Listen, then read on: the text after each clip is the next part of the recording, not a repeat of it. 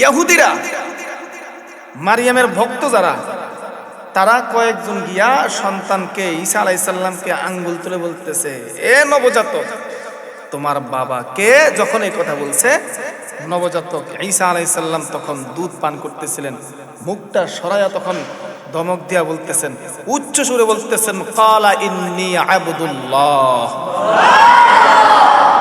আমি হইলাম আল্লাহর বান্দা। আমি কি আল্লাহর বান্দা না আল্লাহর সন্তান? জোরে বলেন, মনে রাখেন। তারপরে কি হলো? আল্লাহ পাক রব্বুল আলামিন বলেন, আতানিয়াল কিতাবা ওয়া জাআলানি নাবিয়্যা। শিশু পয়গম্বর নবজাতক ঈসা আলাইহিস সালাম কেবল এই কথা বলে ক্ষান্ত হন নাই, তিনি একটা বক্তব্য দিয়েছেন, ঝাঁঝালো বক্তব্য দিয়েছেন। তিনি বলেন, আতানিয়াল কিতাব, আমাকে কিতাব দেওয়া হয়েছে। তখনও তো তার উপর ইনজিল কিতাব নাজিল হয় নাই, ঠিক না ভাই? ঠিক। কিন্তু বলছে আমাকে কিতাব দেওয়া হয়েছে। এইভাবে কেন বললেন? মুফাসসিরিনে কেরাম দুইটা ব্যাখ্যা করেন।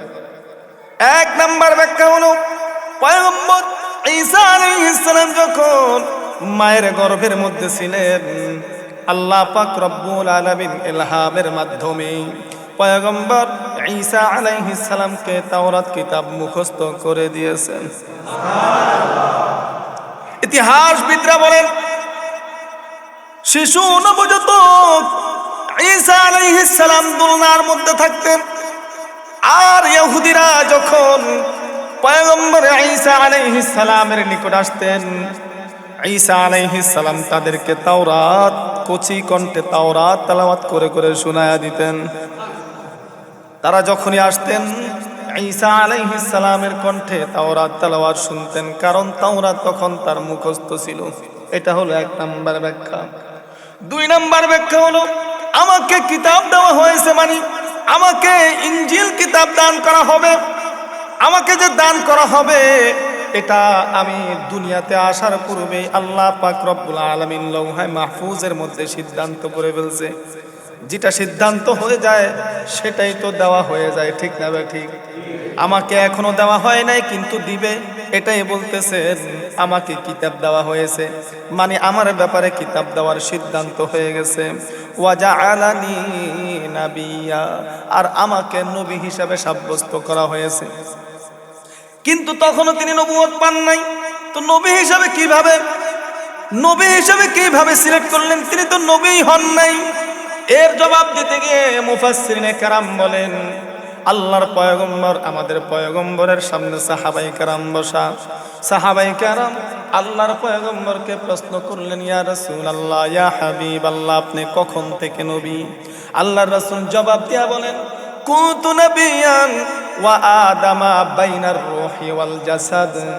আমি তখন থেকে নবী যখন আমাদের আদি পিতা আদম আলাইহিস সালাম রূহ এবং দেহের মাঝামাঝিতে ছিলেন। অর্থাৎ দেহ বানানো হয়েছে, এখনো রূহ ফুৎকার দেওয়া হয় নাই, রূহ দেওয়া হয় নাই। ওই সময়টা অর্থাৎ আদম আলাইহিস সালামকে পরিপূর্ণভাবে সৃষ্টি করার পূর্বেই আমি লৌহে মাহফুজের মধ্যে নবী। তো আমাকে নবী হিসেবে নবী বানানো হয়েছে মানে হলো এখনো নবী হই নাই, কিন্তু এই লৌহে মাহফুজের মধ্যে লিপিবদ্ধ রয়েছে, আল্লাহ পাক রব্বুল আলামিন সিদ্ধান্ত নিয়েছেন আমি হইলাম নবী।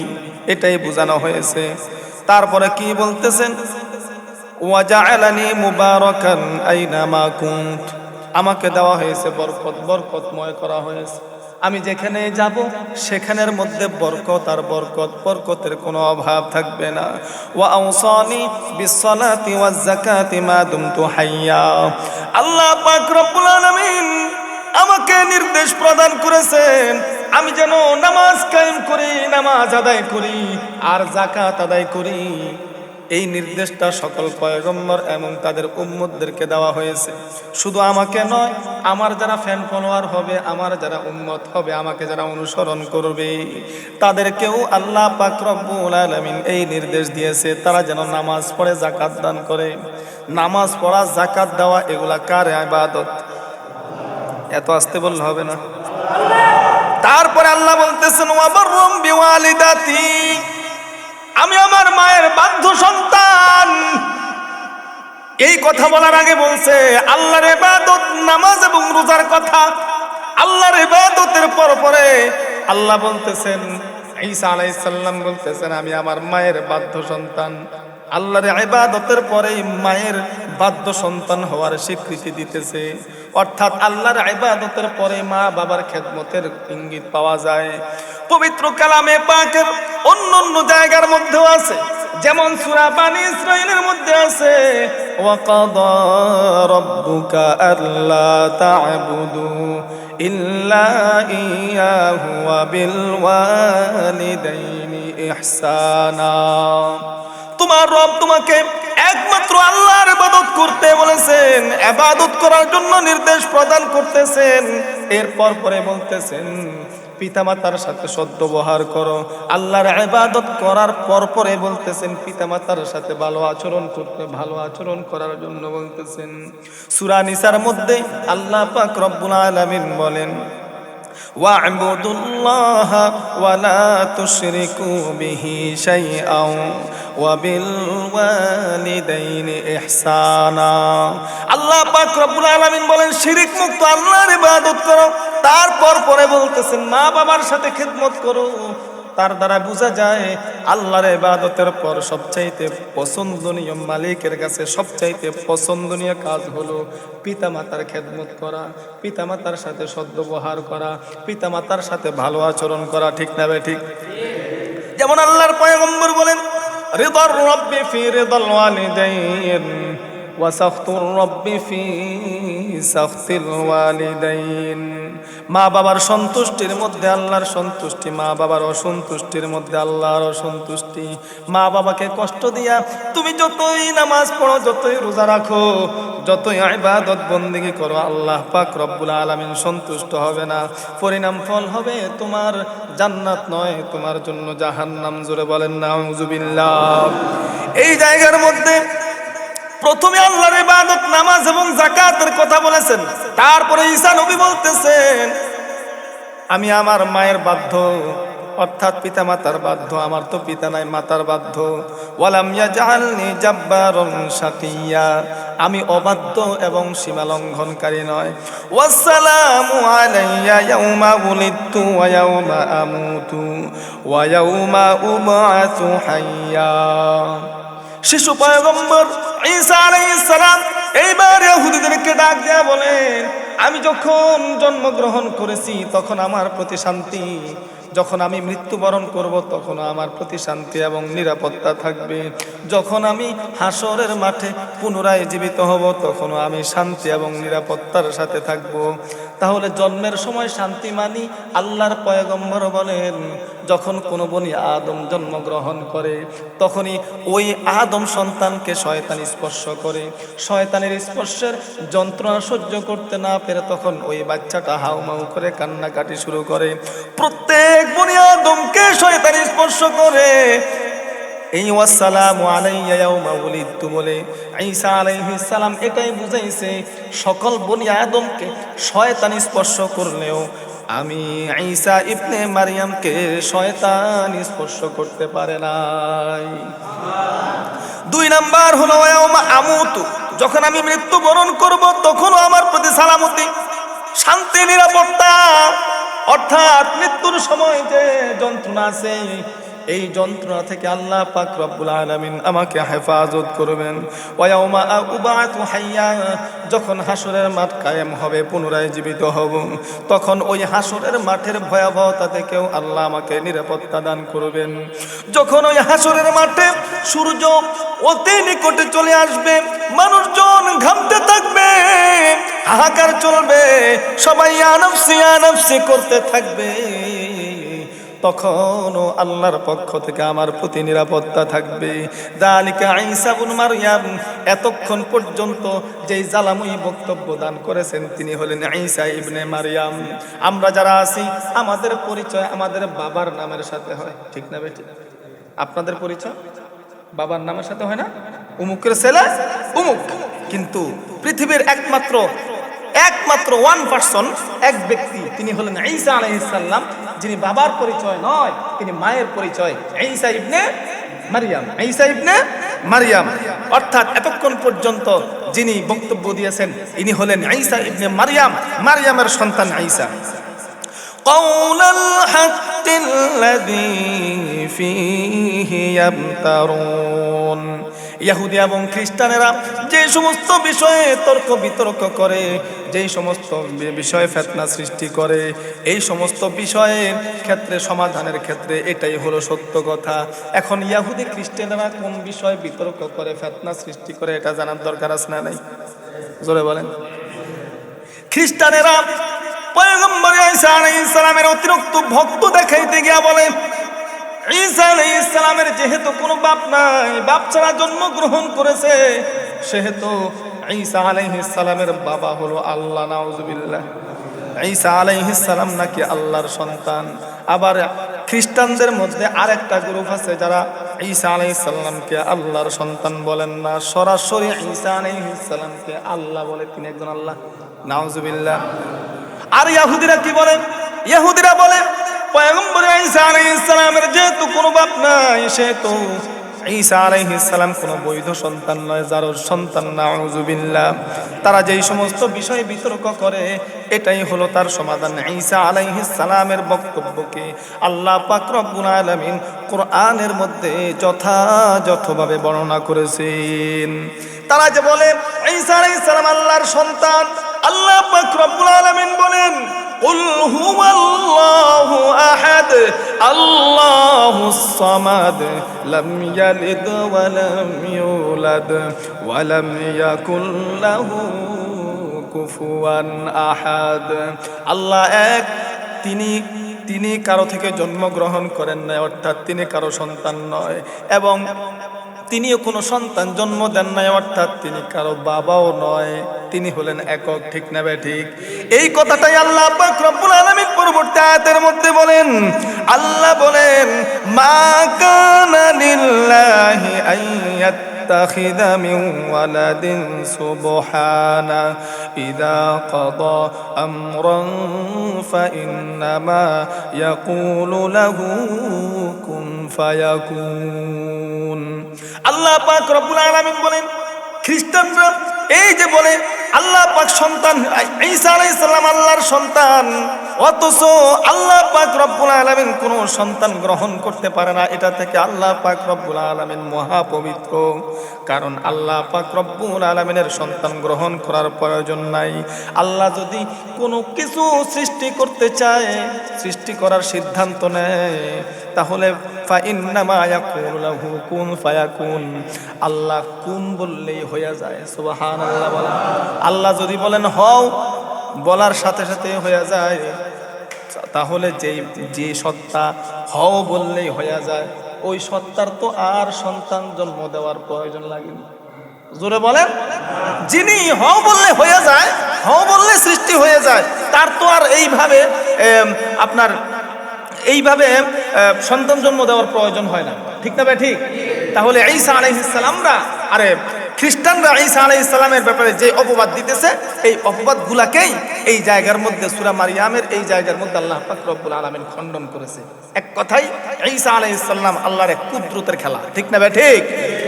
কি কুদরত? সেটা হলো পিতা ছাড়াও আল্লাহ পাক সন্তান জন্ম দিতে পারে মায়ের গর্ভে। ঠিক না ভাই? ঠিক। আচ্ছা, ঈসা আলাইহিস সালাম এই নবজাতক অবস্থাতেই মানুষের সাথে কথা বলছে। আমি আগের আলোচনা বলছিলাম যে এই পৃথিবী সৃষ্টির পর থেকে নিয়ে 3 জন নবজাতক শিশু অবস্থা কি করছে? কথা বলছে। 3 জন না? তো আজকে আমরা একজন সম্পর্কে জানলাম, তিনি কে?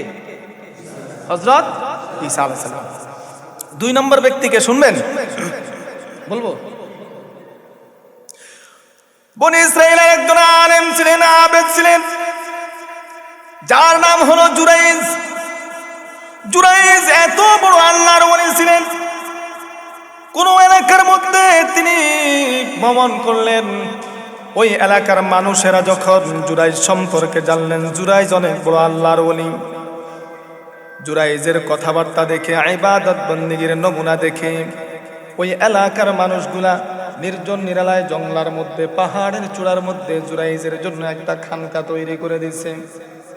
আল্লাহর ওলি জুরাইজ আবেদ ওই খানকার মধ্যে নীরবে আল্লাহ পাক রব্বুল আলামিনের ইবাদত বন্দেগী করতেছে।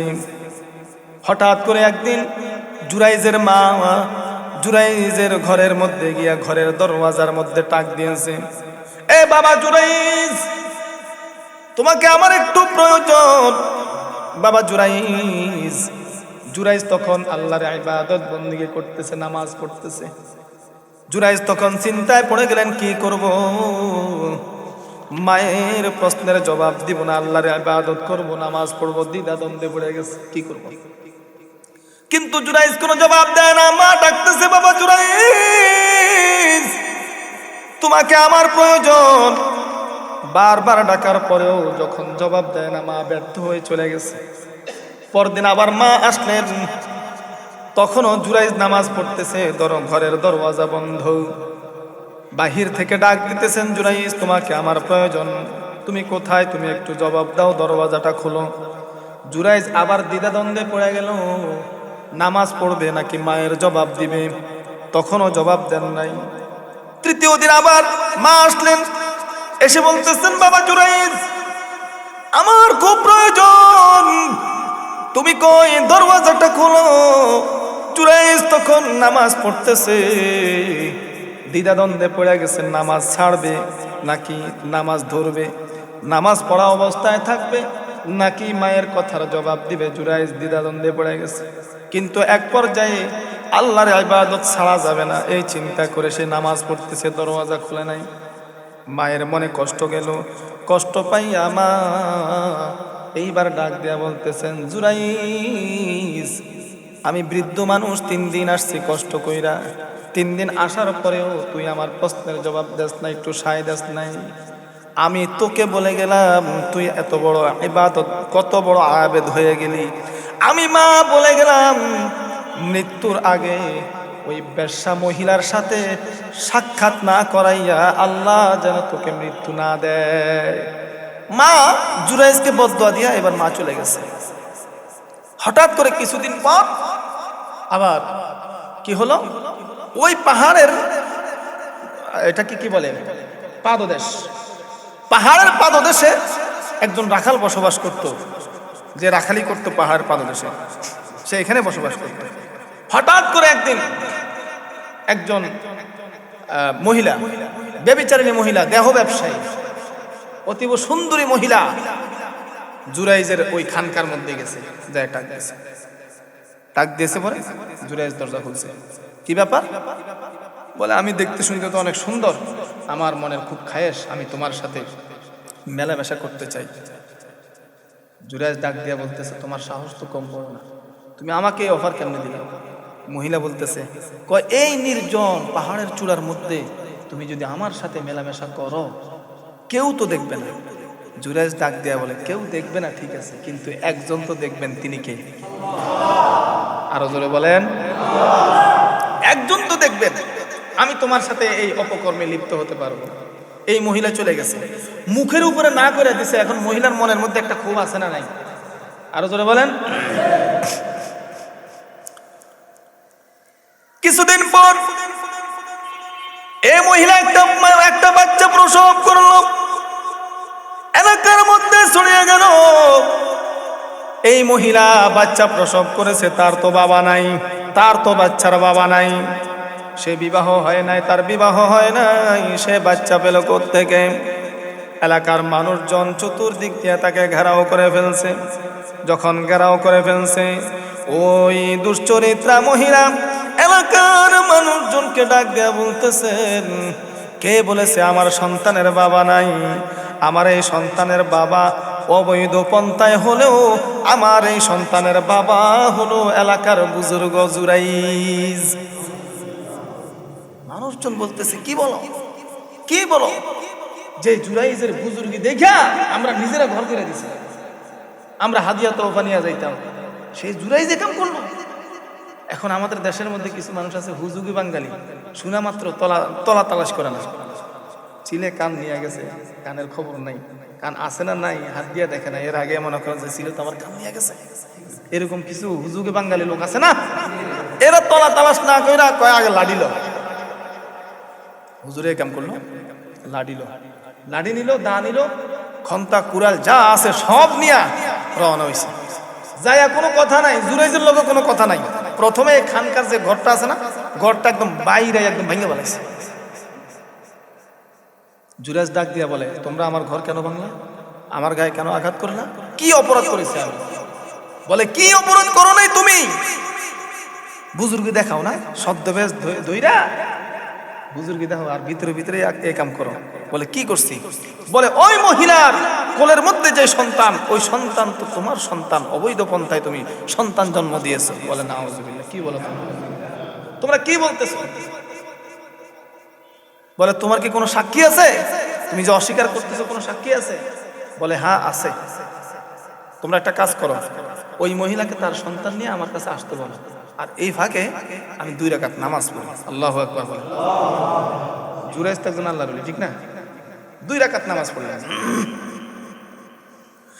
এইবার জুরাইজ 2 রাকাত নামাজ পড়ে আল্লাহর দরবারে কান্নাকাটি শুরু করলেন। আল্লাহ, এই ব্যভিচারিণী মহিলা ক্ষোভের বসে আমাকে অপবাদ দিতেছে। আয় আল্লাহ, তুমি আমাকে এই বিপদ থেকে উদ্ধার করো। জুরাইজ যখন এইভাবে আল্লাহর দরবারে কান্নাকাটি করলেন, আল্লাহ পাক রব্বুল আলামিন জুরাইজের এই দোয়াকে কবুল করে নিয়েছেন। জোরে বলেন সুবহানাল্লাহ। এইবার বেশ্যা মহিলা জনসম্মুখে যখন হাজির হয়েছে, জুরাইজ ডাক দিয়ে বলতেছেন, কি বলো তোমার এই সন্তানের বাবাকে? বেশ্যা মহিলা বলতেছে, কেন আবার তুমি, কেন আবার তুমি তো এই সন্তানের বাবা। এইবার জুরাইজ আর কারো কোনো কথা শুনলেন না, কোলের সন্তানকে ডাক দিয়া বলতেছে, এ নবজাতক, এলাকার মানুষদেরকে জানায় দাও তোমার আসল বাবাকে। যখন এই কথা বলেছে, আল্লাহ পাক রব্বুল আলামিন সঙ্গে সঙ্গে এই নবজাতকের জবানকে খুলে দিয়েছে। নবজাতক ডাক দিয়ে বলতেছেন, আমার বাবা তো জুরাইজ না, আমার বাবা হলো ওই যে পাহাড়ের পাদদেশে যে রাখাল বসবাস করে, এ হলো আমার বাবা। সুবহানাল্লাহ বলেন। বাঁচানোর মালিক কে? ইজ্জত বাঁচানোর মালিক কে? সম্মান দেওয়ার মালিক কে? সম্মান নেওয়ার মালিক কে? এই ঘটনা থেকে আমাদের কিছু শিখার বিষয় আছে, কিছু শিখার বিষয় আছে। 1 নাম্বার শিখার বিষয় হলো, অনেক বড় আবেদ হয়ে গেলেন, ইবাদত করতে করতে অনেক বড় বুজুর্গ হয়ে গেলেন, কিন্তু আপনার মধ্যে ইলম নাই, আপনি যে কোনো সময় অ্যাক্সিডেন্ট করতে পারেন। ইবাদত বন্দেগী করার আগে আপনাকে ইলম অর্জন করতে হবে, জানতে হবে। কি করতে হবে? তো জানতে হলে তাফসীর মাহফিলে বসতে হবে, ঠিক না ভাই? ঠিক, আপনাকে জানতে হবে, তারপরে ইবাদত করতে হবে। জুরাইজের অ্যাক্সিডেন্টটা কেন হলো? সে জানে না, সে আবেদ ছিল কিন্তু আলেম ছিল না, যার কারণে তার এত বড় সমস্যা হয়েছে। এখন এলাকার মানুষজন বলতেছে, জুরাইজ, আমরা তোমাকে আপনাকে ভুল বুঝছি, আমাকে মাফ করে দেন, আমাকে মাফ করে দেন। বলে না, তোমাদের কোনো দোষ নাই, এটা তো আমার দোষ, আমার সমস্যা। বলে কি সমস্যা? বলে সমস্যাটা হলো এটা আমার মায়ের বদদোয়ার ফসল। 3 দিন আসছিল, জবাব দেই নাই, মা বদদোয়া দিয়ে গেছে, যার কারণে আমি এই বেশ্যা নারীর অপবাদ ভোগ করতে হয়েছে আমাকে। বলে জুরাইজ, তুমি কি চাও? তোমার এই ঘরটা আমরা স্বর্ণ দিয়ে বানাই। বলে না, স্বর্ণ রাখবে না, আগে যে অবস্থা ছিল সেই অবস্থায় তৈরি করে দিলে হবে, আর কিছু লাগবে না। আপনাদের কোনো অপরাধ নাই, অপরাধ আমার। তো কি অপরাধ? অপরাধটা হলো তার মধ্যে ইলম না থাকার কারণে সে উল্টা করছে। অপরাধটা হলো তার মা যখন ডাকছে, তার মা যখন ডাক দিছে, তখন উচিত ছিল সে নামাজ ছেড়ে দিয়া মায়ের প্রশ্নের জবাব দেওয়া, মায়ের প্রশ্নের জবাব দেওয়া, কিন্তু সে জবাব না দিয়ে আল্লাহর ইবাদত করতেছে। দেখেন হাদিসের মধ্যে আছে, ওয়াইজাল ফারনি, মা অসুস্থ, আল্লাহ রাসূলের কাছে চিঠি পাঠিয়েছে, ও নবী, আমি এখন কি করব? মায়ের খেদমত করব নাকি আপনার দরবারে আসবো? দরবারে আসলে নবীকে জীবিত অবস্থায় দেখলে সাহাবী, এক নজর দেখলেই কি সাহাবী ঈমান অবস্থায়। কিন্তু আল্লাহর নবী বলতেছেন, না না, আমার কাছে আসার দরকার না, তুমি তোমার মায়ের খেদমত করো। তাহলে কি বুঝলাম? আগে কি মায়ের খেদমত, আগে কি মা বাবার খেদমত। কারণ আপনি নামাজ যদি ছেড়ে দেন, এই নামাজটা আপনি পুনরায় আবার পড়তে পারবেন, আপনার সময় আছে, ঠিক না ভাই? ঠিক, নামাজ আপনি পুনরায় পড়তে পারবেন। আরেকটা মাসালা, আপনি নফল নামাজ পড়তেছেন বা ফরজ নামাজে পড়তেছেন, এমন অবস্থা যদি আপনি দেখেন কোনো বাচ্চা আগুনে পড়ে যেতেছে, কোনো বাচ্চা পানিতে পড়ে যেতেছে, তখন আপনি কি করবেন? নামাজ পড়বেন, বাচ্চা যা হওয়ার হোক, আমি আমার নামাজ ছাড়বো না, আমার এত বড় বুজুর্গ আমি হয়ে গেছে। কোনটা করবেন? নামাজ পড়বেন না নামাজ ছাড়বেন? জোরে বলেন। এটাই হলো মাসআলা। আপনি নামাজ পড়তেছেন, একটা মানুষ, সে বয়স্ক মানুষ হোক, সে মধ্যম বয়সী মানুষ হোক, কোন রকম একটা অ্যাক্সিডেন্টের মধ্যে পড়ে যেতেছে, আপনার সহযোগিতা দরকার, সে বিপদগ্রস্ত, তখন আপনি কি করবেন? নামাজ ছাড়বেন, ছাইড়া তাকে সাহায্য করবেন। বুঝে আসছে? তাহলে আপনি নামাজ পরবর্তীতে পড়তে পারবেন। তো এই ঘটনা থেকে আমাদের মূল শিক্ষা কি? আগে আমাদেরকে ইলম অর্জন করতে হবে, তারপরে ইবাদত করতে হবে, তাহলে আর এই ধরনের ভুল হয় না। তাহলে যে তিনজন বাচ্চা পৃথিবীতে কথা বলছিলেন মায়ের কোলে থাকা অবস্থায়, নবজাতক অবস্থায়, এর মধ্যে থেকে একজন হলেন ঈসা আলাইহিস সালাম, দ্বিতীয়জন হলেন জুরাইজ, তৃতীয়জন কে বলবো?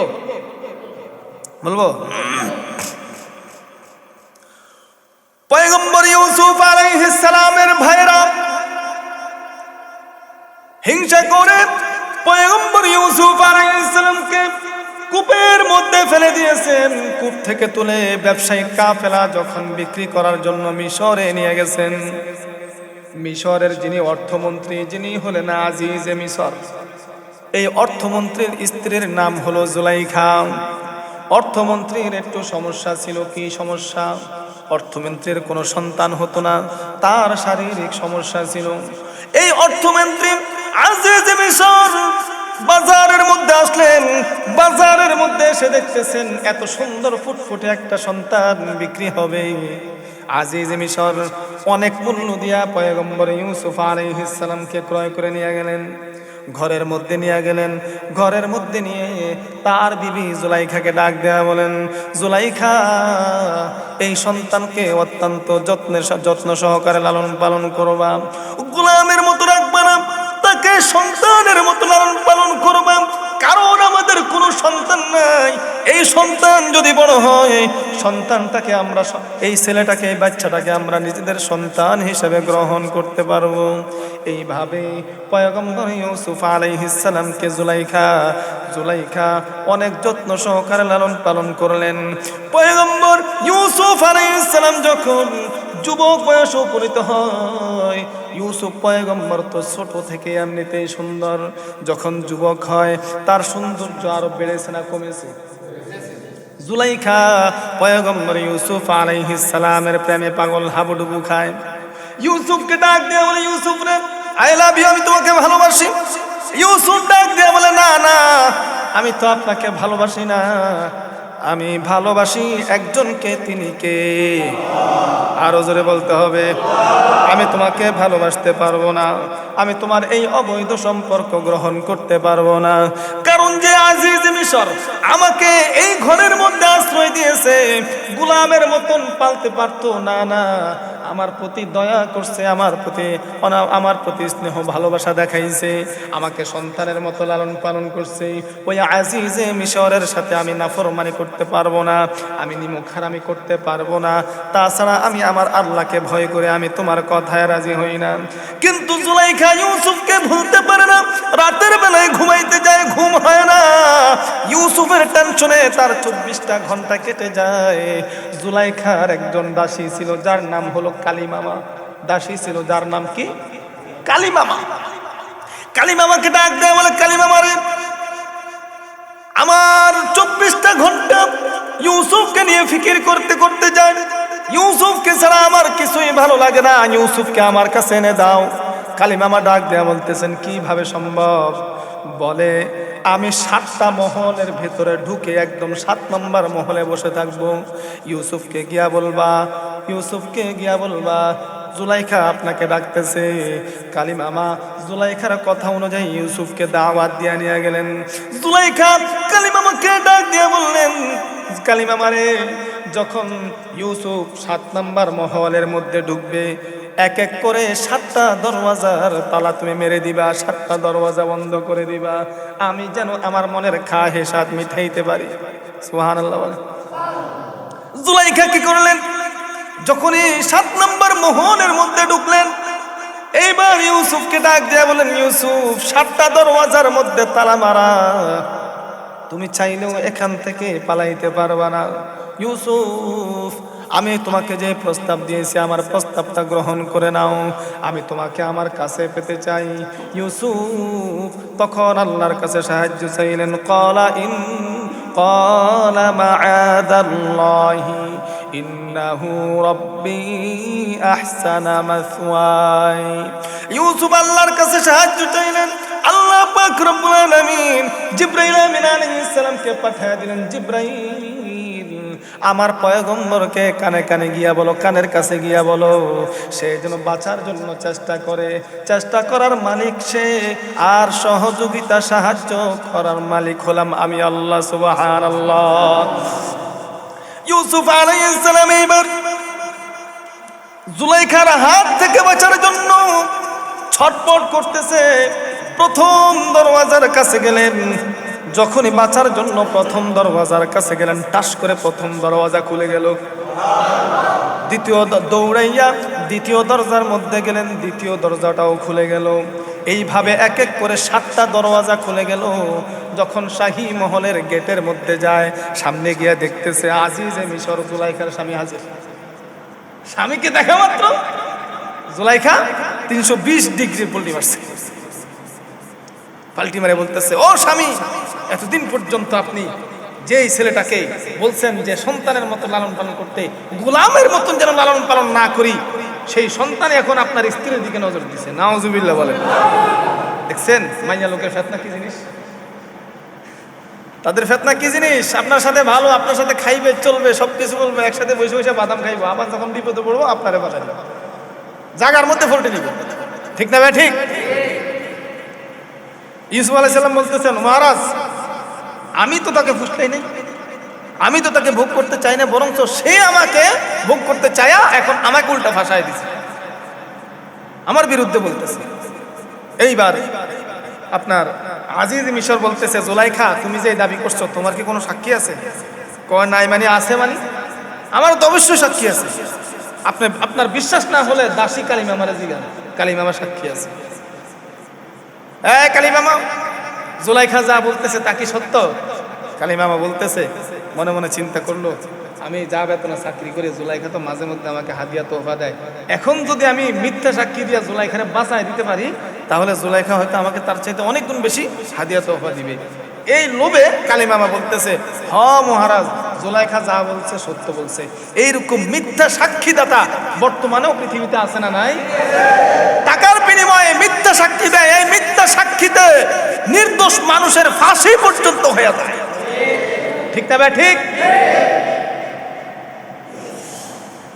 এখন আজিজ মিশর বলতেছে, ইউসুফ, সাক্ষী তো পেয়ে গেলাম, সাক্ষী তো পেয়ে গেলাম, তুমি তো অপরাধী, এখন কি করবা? এখন বাঁচার উপায় কি? তোমার কোনো সাক্ষী আছে? ইউসুফ আলাইহিস সালাম কি করবে? সব ক্ষেত্রে ভরসা কার উপরে? আরো জোরে বলেন। আল্লাহ কি ইউসুফ আলাইহিস সালামের মনের কথা জানে কি জানে না? আল্লাহ জিবরাইল আমিন আলাইহিস সালামকে পাঠিয়ে দিলেন, এ জিবরাইল, যাও আমার পয়গম্বরকে কানের কাছে গিয়া বলো, তার বাড়ির সামনে যে একটা বাচ্চা আছে তাকে সাক্ষী হিসেবে দেখায় দেওয়ার লাগে। সুবহানাল্লাহ বলেন। পয়গম্বর ইউসুফ আলাইহিস সালাম আজিজ মিশরকে ডাক দিয়ে বলতেছেন, ও আজিজ মিশর, আমারও সাক্ষী আছে, আমার সাক্ষী কি আপনি দেখতে চান কিনা? বলে, হ্যাঁ হ্যাঁ, আমার সাক্ষী যদি দেখতে হয় আমার সাথে আসতে হবে। এইবার জুলাইখার খালাতো বোনের একটা নবজাতক সন্তান দোলনার মধ্যে থাকা অবস্থায় ঝুলতেছে। ইউসুফ ডাক দিয়ে বলেন, ও আজিজে মিশর, আমার সাক্ষী হলো এই নবজাতক তো মিথ্যা বলতে পারে না, আপনি নবজাতককে জিজ্ঞেস করুন। এই কথা যখন বলছে, জুলাইখাও হাসে, কালিমামাও হাসে, আজিজে মিশর হাসতেছে। কি বলে পাগল ইউসুফ, এই নবজাতক আবার কিভাবে কথা বলবে? ইউসুফ আলাইহিস সালাম ডাক দিয়ে বলতেছে, বলতেছেন, ও আজিজে মিশর, আপনি এই নবজাতককে জিজ্ঞেস করেই দেখুন, তারপরে কি হয় দেখা যাবে। এইবার আজিজে মিশর এই নবজাতককে যখনই জিজ্ঞেস করেছে, নবজাতক তখন ডাক দিয়া বলতেছেন, ইন কানা কামিসুহু কুদ্দা মিন কুবুলিন ফাসাদাকাত ওয়া হুয়া মিনাল কাযিবিন ওয়া ইন কানা কামিসুহু কুদ্দা মিন দুবুরিন ফাকাযাবাত ওয়া হুয়া মিনাস সাদিকিন। এইবার নবজাতক ডাক দিয়ে বলেন, ও আজিজে মিশর, আপনি ইউসুফ আলাইহিস সালামের পরনের জামার দিকে তাকায় দেখেন। যদি ইউসুফের জামার সামনের দিক দিয়া চিরা হয়, তাহলে বুঝবেন ইউসুফ জুলাইখাকে ফুসলাইছে, জুলাইখাকে জোর জবরদস্তি করছে। আর যদি দেখেন ইউসুফের জামার পিছনের দিক ছেঁড়া হয়, তাহলে বুঝবেন ইউসুফ বাঁচার জন্য চেষ্টা করছে, জুলাইখা তাকে বারবার আটকানোর জন্য চেষ্টা করছে। আজিজে মিশর তাকায়া দেখলেন ইউসুফের জামার পিছনের দিক ছেঁড়া। যখন এই অবস্থা দেখেছেন, আজিজে মিশর ডাক দেয়া বলতেছেন, ইন্না কাইদাকুন্না আযীম। এ জুলাইখা, তোমাদের নারীদের ছলনা খুবই মারাত্মক। শয়তানের ক্ষেত্রেও কিন্তু আল্লাহ কথা বলে নাই, শয়তানের ওয়াসওয়াসা মারাত্মক, এইভাবে জঘন্য ভাষা আল্লাহ বলেন নাই, কিন্তু নারীদের ক্ষেত্রে বলছে। তার মানে হলো শয়তান মানুষদেরকে যতটুকু পথভ্রষ্ট বা ধোঁকা দিতে পারে, তার চেয়ে বেশি ধোঁকা হলো নারীদের মধ্যে। বুঝে আসছে কিনা? হ্যাঁ, যত গুনাহ হয়, পাপ হয় আমাদের, তার মধ্যে 90% পাপই কিন্তু নারী সংক্রান্ত। আপনি মানেন না মানেন, নারী সংক্রান্ত, ঠিক না? ঠিক। আচ্ছা, এই জন্য আল্লাহ রাসূল বলেছেন, বিবাহ হলো দ্বীনের অর্ধেক। বিবাহ করে নাও, তাহলে অনেক গুনাহ থেকে তুমি বেঁচে যাবে। বুঝে আসছে? বিবাহ করার দরকার আছে না নাই? তুমি বিয়ে করছো, তাও তাই বিবাহ করবা। বিবাহ করাটা ইবাদত। তুমি করছো, যত তাড়াতাড়ি সম্ভব।